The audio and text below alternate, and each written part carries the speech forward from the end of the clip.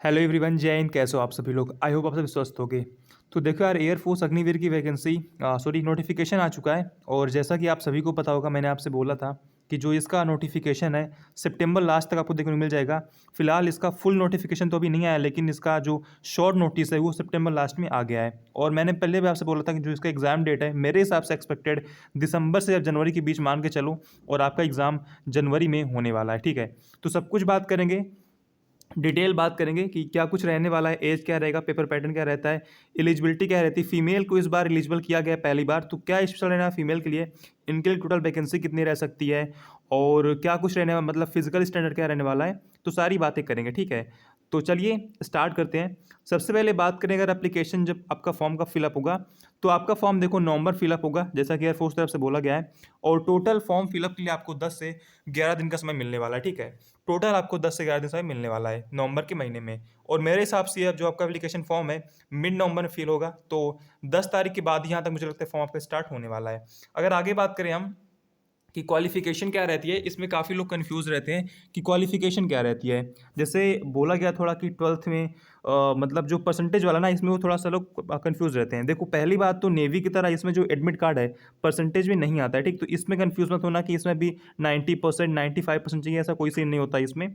इसमें सिंपली आपके 50% होने चाहिए ट्वेल्थ में, ठीक है। और 50% साथ में आपकी इंग्लिश में भी होने चाहिए, बस। अगर आपके इतने हैं तो आप इसमें एलिजिबल हो, आप फॉर्म फिलअप कर सकते हो। यहाँ पर आप देख सकते हो ये साइंस के लिए एलिजिबिलिटी है, ठीक है। जो साइंस स्ट्रीम वाले हैं उनका आप मैं देखो ट्वेल्थ में 50% होना चाहिए, ठीक है। और उसके अलावा इंग्लिश में भी आपके 50% मार्क्स होने चाहिए। और जिसके पास मान लो ट्वेल्थ नहीं है, डिप्लोमा वगैरह, तो आप इसको आप एक बार पढ़ लेना, ठीक है। ये डिप्लोमा हो गया आपका और ये आपका कोर्स हो गया। अगर हम बात करें नॉन साइंस की, जिसको हम वाई ग्रुप बोलते हैं, तो इसके लिए भी आपके पास ट्वेल्थ पास होना चाहिए। लेकिन इसमें आपके लिए ट्वेल्थ में कोई, देखो इसमें क्या बोला गया है ना, इसमें आपका देखो मैथमेटिक्स, फिजिक्स, इंग्लिश बोला गया है, ठीक है। इसमें क्या आपका मैथमेटिक्स, फिजिक्स और इंग्लिश बोला गया है, जो साइंस क्वालिफिकेशन है, ठीक है। और बात करें अदर देन साइंस की, यानी कि जो वाई ग्रुप होता है, उसमें भी आपका ट्वेल्थ पास चाहिए। 50% मार्क्स आपके टोटल होने चाहिए और 50% मार्क्स आपके इंग्लिश में होने चाहिए। लेकिन इसमें साइंस की रिक्वायरमेंट नहीं है। आप मतलब आप ट्वेल्थ आर्ट से, कॉमर्स, किसी बैकग्राउंड से पास हो, कोई इशू नहीं है, आप इसमें फॉर्म फिलअप कर सकते हो, ठीक है। और जो साइंस वाले हैं, मतलब जिनके पास ट्वेल्थ में साइंस है, वो एक्स और वाई दोनों के लिए एलिजिबल हो, दोनों फॉर्म फिलअप कर सकते हैं, ठीक है, साइंस नॉन साइंस का। अगर आगे बात करें एज की, तो काफ़ी लोग कंफ्यूज कि इस बार डेट ऑफ बर्थ क्या रहने वाली है। तो आप सभी को पता होगा लास्ट टाइम 23 ईयर तक एज थी, जो कि 2 ईयर तक एज बढ़ाया गया था कोविड की वजह से, एक तरीके से जो काफ़ी मतलब काफ़ी कुछ हुआ था। छोड़ो उस बातों को, देखो आपकी एज 17.5 यानी कि लगभग 17.5 से लेकर, ठीक है, 21 ईयर तक रहने वाली है। और जो आपकी डेट ऑफ बर्थ है 29 जून 2000, सॉरी यहाँ पर 22 नहीं होगा, 2002 से लेकर आपकी 29 दिसंबर 2005 तक रहने वाली, ठीक है। तो अगर आप इसके बीच हो तो आप एलिजिबल हो। यहाँ पर देखो ये 2022 नहीं है, 2002 है, ठीक है। 29 जून 2002 से लेकर 29 दिसंबर 2005 तक, इसके बीच आपकी डेट ऑफ बर्थ रहने वाली है। तो मेक श्योर कि आप एलिजिबल हो या नहीं हो। अगर आगे बात करें हम कि टोटल वैकेंसी कितनी रह सकती है, तो लास्ट टाइम देखो वैकेंसी आपकी 3500 थी। और जैसा कि एयरफोर्स की तरफ से बोला गया था कि हम वैकेंसी हर साल बढ़ाने वाले हैं, तो जहां तक उम्मीद है इस बार आपकी वैकेंसी लगभग 4000 आने वाली है। और अगर वैकेंसी आपकी 4000 आती है तो 20% इसमें फीमेल को रिजर्वेशन मिलता है। तो फीमेल की आई थिंक 800 वैकेंसी रहेगी और मेल की 3200 वैकेंसी रहेगी, ठीक है, दोनों मिलाकर, साइंस और नॉन साइंस को। अगर आगे बात करें हम कि सिलेक्शन का इसमें क्या कुछ रहता है, ठीक है। तो सबसे पहले आपको फॉर्म फिलअप करने के बाद आपका एडमिट कार्ड आएगा। एडमिट कार्ड के बाद आपका फेस 1 एग्जाम होता है, जिसको हम सीबीटी या कंप्यूटर बेस्ड टेस्ट कहते हैं, और रिटन एग्जाम कहते हैं, जो भी आप बोलना चाहो बोल सकते हो, ठीक है। यानी कि सबसे पहले आपका रिटन टेस्ट होगा फेस 1। अगर आप इसको क्वालिफाई कर लेते हो तो आपको फेस 2 देने जाना पड़ेगा। फेस 2 एयरफोर्स अपने सेंटर बुलाता है।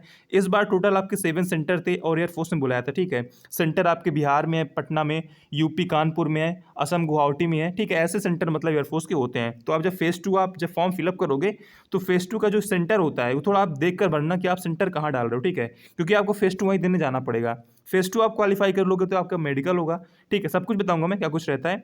मेडिकल क्वालिफाई कर लोगे तो आप मतलब कि आपका सिलेक्शन लगभग हो चुका है। और फिर आपकी पीएसएल आती है और एनरोलमेंट आती है, ठीक है। तो ये कुछ है ना, ये मतलब लिस्ट होती है जो एयरफोर्स पब्लिश करता है। तो बेसिकली आपकी 3 चीज़ें होती हैं। फेस 1 जिसमें रिटन एग्जाम होता है, इसे क्वालिफाई करने के बाद फेस 2 जो कि एयरफोर्स अपने सेंटर पर करवाता है, एएससी पे करवाता है, एयर मैन स्टेशन सेंटर। और इसके बाद मेडिकल होता है, ये भी एयरफोर्स अपने सेंटर्स पे ही करवाता है, एयरफोर्स आपको बुलाता है, आपको मतलब जाना पड़ेगा वहाँ पे। अगर बात करें हम फेस वन क्या कुछ रहता है, देखो फेस वन में अगर आप साइंस फॉर्म फिल करते हो तो आपके पास 70 क्वेश्चन आएंगे साइंस के लिए, और आपको टाइम मिलेगा 60 मिनट 1 घंटे का, ठीक है। 1 घंटे में आपको लगभग 70 क्वेश्चन करने होंगे साइंस में। और बात करें नॉन साइंस की तो आपके पास 50 क्वेश्चन आएंगे और आपको 45 मिनट्स मिलने वाले हैं नॉन साइंस के लिए, ठीक है यार। अगर बात करें हम साइंस के पेपर पैटर्न की, तो जो साइंस स्ट्रीम है इसका पेपर पैटर्न क्या रहता है, तो 25 क्वेश्चन आपके मैथ के आते हैं, इसके लिए आपको 20 मिनट मिलता है। 25 क्वेश्चन आपके फिजिक्स के आते हैं, इसके लिए आपको 20 मिनट मिलता है। 25 क्वेश्चन आपके 20 क्वेश्चन आपके इंग्लिश के आते हैं और इसके लिए आपको 20 मिनट का टाइम मिलता है। तो इस तरीके से आपके पास टोटल 70 क्वेश्चन आते हैं और आपको 60 मिनट का समय मिलता है, ठीक है। इसमें आपकी 0.25 की निगेटिव मार्किंग होती है, यानी कि 1/4, यानी कि अगर आप 4 क्वेश्चन गलत करते हो तो आपका 1 नंबर कट जाएगा, ठीक है यार। एग्जाम आपका ऑनलाइन होता है और सभी जो सेक्शन है, ठीक है, मैथ्स की कट ऑफ अलग, इंग्लिश की अलग, ठीक है। इनमें क्या होता है ना, इसमें सेक्शनल कट ऑफ भी होती है, आपको मैथ की कट ऑफ अलग बनेगी, फिजिक्स की अलग बनेगी, इंग्लिश की अलग बनेगी, इन तीनों को आपको अलग से क्वालिफाई करना पड़ेगा। और एक कट ऑफ आपकी ओवरऑल इसमें से बनेगी 70 नंबर की, आपको इसमें से एक कट ऑफ क्वालिफाई करना पड़ेगा। सभी क्वेश्चन केवल 1 नंबर के होते हैं, तो पेपर आपका 70 नंबर का होता है। तो 70 नंबर में क्या होता है, एक कट ऑफ इसकी बनेगी अलग से, इसको भी आप क्वालिफाई करना पड़ेगा, और 3 कट ऑफ, ठीक है, एक कट ऑफ इसकी, एक कट ऑफ इसकी, एक कट ऑफ इसकी अलग से बनेगी, तो आपको इनको भी क्वालिफाई करना पड़ेगा, ठीक है। अगर वहीं बात करते हैं नॉन साइंस की, यानी कि अदर देन साइंस की, तो इसमें क्या होता है, 30 क्वेश्चन आपके देखो आते हैं रागा से। रागा क्या होता है, रीजनिंग, अरिथमेटिक, जनरल अवेयरनेस, ठीक है, इसमें आपको 25 मिनट मिलते हैं। और 20 क्वेश्चन आता है इंग्लिश का, इसमें आपको 20 मिनट मिलते हैं, ठीक है। देखो इंग्लिश दोनों का सेम ही रहता है, तो इंग्लिश में कोई बड़ी बात नहीं है, बस रागा इसमें अलग से रहता है, उसमें फिजिक्स और मैथ अलग से रहता है। तो टोटल इसमें क्या होता है, 50 क्वेश्चन रहते हैं और आपको 45 मिनट मिलते हैं। इसमें भी सब कुछ सेम रहता है, 1/4 की निगेटिव मार्किंग, यानी कि आप 4 क्वेश्चन गलत करते हो आपका 1 नंबर कट जाएगा। और इसके अलावा इसमें भी आपकी कट ऑफ इसकी अलग से बनेगी, इसकी अलग से, और एक कट ऑफ बनेगी ओवरऑल, ठीक है। यानी कि sectional cut off air force exam में होती है, तो आपको इसको क्वालिफाई करना पड़ेगा। नेवी के एग्जाम में भी सेक्शनल कट ऑफ होती थी, लेकिन ऑनलाइन एग्जाम में, ऑफलाइन एग्जाम में सेक्शनल कट ऑफ नहीं होती है, अब पहले होती थी लेकिन अब नहीं होती है। तो यहाँ पर आपको सेक्शनल कट ऑफ अलग से क्वालिफाई करना पड़ेगा और कट ऑफ ओवरऑल अलग से क्वालिफाई करना पड़ेगा, ठीक है। तो आई थिंक आपको पेपर का पैटर्न क्लियर हो गया होगा बहुत अच्छे से। अगर देखो हम बात करें आगे कि जिसने बोथ अप्लाई किया, यानी कि जिसने science and non science both apply किया, उसका क्या कुछ रहने वाला है, और इसमें बहुत से लोग कंफ्यूज रहते हैं, तो मैं देखो आपको क्लियर कर दे रहा हूँ।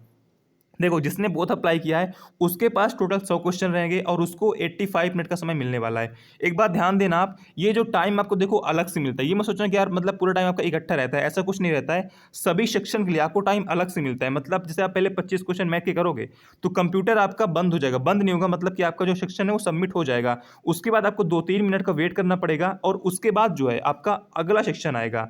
तो टाइम सभी का डिवाइड रहता है, अलग से आपको इकट्ठा समय नहीं मिलता है, ठीक है। जिसका बोथ रहता है एक बार देख लो, आप बार बार कंफ्यूज मत होना। जिसका बोथ रहता है, देखो आपको पहले 25 क्वेश्चन मैथ करने पड़ेंगे, उसके लिए आपको 20 मिनट मिलेगा। इसको सबमिट करोगे तो आपके पास 25 क्वेश्चन फिजिक्स के आएंगे और इसके लिए भी आपको 20 मिनट मिलने वाला है। और फिर आप इसको सबमिट करोगे तो आपके पास 20 क्वेश्चन इंग्लिश के आएंगे और इसके लिए भी आपको 20 मिनट मिलने वाले हैं। और आप इसको भी सबमिट करोगे तो आपके पास आएंगे 30 क्वेश्चन रागा के, ठीक है, और इसके में आपको टाइम मिलेगा 25 मिनट, और फाइनली आपका पेपर खत्म हो जाएगा। तो इस तरीके से आपका टोटल मतलब पेपर 100 नंबर का होगा और कटा और टाइम आपका 85 मिनट रहेगा। अब काफ़ी लोग कंफ्यूज होते हैं कि मान लो हम केवल इसमें पास हैं और वाई में फेल हो गए तो क्या होगा, मान लो केवल इसमें पास है इसमें फेल हो तो क्या होगा। देखो पहली बात, अगर आपने बोथ का पेपर दिया है, ठीक है, मान लो आप रागा में, सॉरी मान लो आप इंग्लिश में, फिजिक्स में, मैथ्स में पास हो, ठीक है, और आप इसमें फेल हो, और आप एक्स की जो कट ऑफ है आप उसे क्लियर कर रहे हो और कट ऑफ आप वाई वाले क्लियर नहीं कर रहे हो, तो आप एक्स में पास रहोगे, आप वाई में फेल हो जाओगे, ठीक है। काफ़ी लोग कंफ्यूज रहते हैं कि मान लो हमने एक्स वाई बोथ फिल कर दिया और हम वाई में फेल हो गए, एक्स में पास हो गए, ठीक है, तो क्या हम एक्स में फेल हो जाएंगे? ऐसा कुछ नहीं है। अगर आप एक्स पास करते हो, अगर जो कट ऑफ एक्स वाली रहती है अगर आप उसको क्लियर करते हो तो आप एक्स में पास रहोगे, ठीक है। और अगर आप जो कट ऑफ वाई वाले क्लियर करते हो तो आप वाई में पास रहोगे, और आप दोनों कट ऑफ क्लियर करते हो एक्स वाई तो आप दोनों में पास हो जाओगे, और आपके पास जिसमें अच्छी मेरिट रहेगी, जिसमें आपके अच्छे मार्क्स रहेंगे, आपका सिलेक्शन उसमें हो जाएगा। तो इसमें कंफ्यूज मत होना कि आप मान लो दोनों फिल करते हो तो आप किसी एक में फेल हो गए तो आप दोनों में फेल हो जाओगे, ऐसा कोई सीन नहीं है। काफ़ी लोग कंफ्यूज रहते हैं। इंग्लिश आपका कॉमन होता है, इसीलिए जो जिसका बोथ रहता है उसका इंग्लिश का एक ही पेपर होता है, ठीक है। तो इसमें कंफ्यूज मत होना। आई थिंक आपका डाउट क्लियर हो चुका होगा। अगर देखो आगे बात करें हम कि फेस्टुम क्या कुछ होता है, तो फेस्टुम देखो आपका पीएफटी होता है, एसआरटी होता है, जीडी होता है, ठीक है। पीएफटी, एसआरटी, जीडी, जिसको हम बोलते हैं, आप देखो आगे दिखा दे रहा हूँ, जिसको हम बोलते हैं एडाप्टिबिलिटी टेस्ट 1 और एडेप्टेबिलिटी टेस्ट 2, ठीक है। सबसे पहले देखो आपका फिजिकल होगा, फिजिकल फिटनेस टेस्ट। उसको क्वालिफाई करने के बाद सेम डे पर कुछ टाइम बाद आपका एसआरटी होगा, जिसे हम बोलते हैं अडेप्टेबिलिटी टेस्ट 1, ठीक है। अगर आप इसको क्वालिफाई कर लेते हो तो आपका फिर होगा अडेप्टेबिलिटी टेस्ट 2। क्या कुछ होता है मैं आपको बता दे रहा हूँ। देखो सबसे पहले अगर बात करें हम पीएफटी की, तो इसमें क्या होता है, इसमें आपका रनिंग होता है, ठीक, इसमें आपका रनिंग होता है, इसमें आपका पुशअप होता है, इसमें आपका स्क्वाट्स होता है, इसमें आपका सिटअप होता है, ठीक है। इतना कुछ होता है आपका पीएफटी में। पीएफटी क्वालिफाई करने के बाद एसआरटी होता है, जिसमें आपका टोटल क्वेश्चन ऑब्जेक्टिव होते हैं, ठीक है। क्वेश्चन आपके ऑब्जेक्टिव होते हैं और इनको ये एक तरीके से आपका सिचुएशन रिएक्शन टेस्ट होता है, यानी कि आपको कुछ सिचुएशन दी जाएगी और आपको उस पर रिएक्ट करना होगा। तो काफ़ी ईजी होता है, लगभग इसे हर कोई क्वालिफाई कर लेता है, जिसमें कोई पैनिक वाली बात नहीं है। फिर आपको होता है जीडी ग्रुप डिस्कशन। इसकी वीडियो ऑलरेडी मैंने बना दी है डिटेल, तो जाकर आप देख सकते हो, वीडियो मतलब पहले से पड़ी है, ठीक है। तो ये देखो आपका फेज 2 हो गया। और थोड़ा बात करते हैं फिजिकल टेस्ट की क्या कुछ रहने वाला है। देखो इस बार आपको पहली बार फीमेल को मौका दिया गया है, तो मेल का क्या कुछ रहता है। आपकी 1.6 किलोमीटर रनिंग रहती है 6.5 मिनट में, नहीं 6 मिनट 30 सेकंड में। 10 पुशअप रहते हैं, 10 सिटअप रहते हैं और 20 आपके स्क्वाट्स रहते हैं। और फीमेल की बात करें तो जो क्राइटेरिया रहेगा आपका फिजिकल टेस्ट का, 1.6 किलोमीटर रनिंग रहेगी लगभग 8 मिनट में, और आपके 10 बेंट नी सिटअप्स रहेंगे, 20 सिटअप्स रहेंगे, और कोई भी आपका पुशअप नहीं होगा, सॉरी, ठीक है, आपका कोई भी स्क्वाट्स नहीं होगा, आपको कोई पुशअप नहीं होगा। 10 बेंट नी सिटअप्स रहेंगे, 10 सिटअप्स रहेंगे और 1.6 किलोमीटर रनिंग रहेगी, ठीक है, 8 मिनट में। अगर देखो आगे बात करें हम कि फेज 3 क्या होता है, तो फेज 3 में आपका मेडिकल होता है। तो मेडिकल ये कुछ रहता है, आप इस पर एक बार ढंग से पढ़ लेना कि क्या कुछ रहता है और आपको क्या क्या वहाँ पर चेकअप करवाना पड़ेगा। मेडिकल में आपका क्या क्या टेस्ट होगा, आपका ब्लड टेस्ट होता है, ठीक है, एक्सरे, ईसीजी और आपका नारकोटिक्स वगैरह का, तो इसको आप एक बार पढ़ लेना। अगर आगे बात करें हम कि आपकी पीएसएल एनरोलमेंट और ट्रेनिंग की, तो पीएसएल आपकी जून महीने में आएगी, आपकी एनरोलमेंट भी जून महीने में आएगी, आपकी ट्रेनिंग जुलाई महीने में स्टार्ट हो जाएगी, ठीक है। तो इसको आप एक बार नोट कर लो। अगर आगे बात करें हम एग्जाम डेट की, तो आपका एग्जाम जनवरी के महीने में होने वाला है, और जहाँ तक मुझे लगता है आपका एग्जाम की डेट रहेगी 18 से लेकर 24 जनवरी, ठीक है। 18-24 तक आपकी एग्जाम डेट रहेगी, और आपका फेज 2 होगा फरवरी के महीने में, ठीक है, और आपका मेडिकल होगा मार्च के महीने में, और जून के महीने में आपकी पीएसएल आ जाएगी, और जुलाई के महीने में आपकी ट्रेनिंग स्टार्ट हो जाएगी। तो बहुत ही जल्दी यार इसका मतलब सब कुछ होगा, तो जिसको भी इसकी तैयारी करनी है आप तैयारी कर सकते हो, ये आपको कुछ रहने वाला है, ठीक है। अगर देखो आगे बात करें हम कि कट ऑफ की, कट ऑफ क्या रहती है, तो लास्ट टाइम कट ऑफ गई थी साइंस की 28 नंबर 70 में से, ठीक है। 70 में से 28 नंबर कट ऑफ थी यार की साइंस स्ट्रीम की, और अदर देन साइंस की कट ऑफ थी 34 नंबर 50 में से, ठीक है। तो इसकी कट ऑफ काफ़ी हाई थी और इसकी कट ऑफ काफ़ी लो थी, ठीक है यार। तो आप देख लो किसकी तैयारी आपको करनी है, क्या कुछ आपका सही रहता है। और वैसे कट ऑफ हमेशा देखो फ्लक्चुएट होती रहती है, कट ऑफ कभी कम कभी ज़्यादा। तो लास्ट टाइम कट ऑफ काफ़ी कम थी, तो इस बार कट ऑफ साइंस की काफ़ी जाएगी, कम से कम यार 35 प्लस कट ऑफ इस बार रहेगी, जहाँ तक मुझे लगता है, ठीक है। और इसकी कट ऑफ इससे कम ही रहेगी, इससे ज़्यादा नहीं रहेगी, ठीक है। अगर देखो आगे बात करें हम सैलरी की, तो ये आपको पता है सैलरी कितनी रहती है, ठीक है। सैलरी जो भी अग्निवीर होंगे उन्हें पहले साल आपको 30,000 रुपये मिलेगा, अगले साल 33,000, और फिर 36 और फिर 40,000 रुपये, ठीक है। और इसमें से आपका 9,000 पहले साल कटेगा। ये देखो आप इसी पर देख लेना क्या कुछ रहने वाला है। तो ये थी एक डिटेल वीडियो एयरफोर्स के बारे में। और एप्लीकेशन फ़ी आपकी 250 रहती है, इसमें SC ST फीमेल सबकी फ़ीस लगने वाली है। तो ये मैं सोचा कि किसी की फ़ीस नहीं लगेगी, ठीक है। 250 रुपये आपकी एप्लीकेशन फ़ी रहती है, तो ये सबको देना पड़ेगा। और इसके अलावा कोई और डाउट तो आप कमेंट कर सकते हो। बाकी आई थिंक मैंने जो भी डिटेल थे आपको सब कुछ बता दिए, तो अब आपके कोई डाउट नहीं बचे होंगे। जिसका भी एक बार बोथ वाला डाउट एक बार जाके ढंग से देख लेना, उसे क्लियर कर लेना। अगर इसमें भी क्लियर नहीं होता है तो मैंने एक वीडियो और पहले अपलोड की थी, पेपर पैटर्न एयरफोर्स XY, जाकर उसको देख लेना, आपका डाउट क्लियर हो जाएगा, ठीक है। इसके अलावा कोई डाउट तो कमेंट कर दो। बाकी सभी लोग टेलीग्राम ज्वाइन कर लो, टेलीग्राम पर मैं एक्टिव रहता हूँ, काफ़ी कुछ प्रोवाइड करवाते रहता हूँ। बाकी ठीक है यार, जय हिंद जय भारत।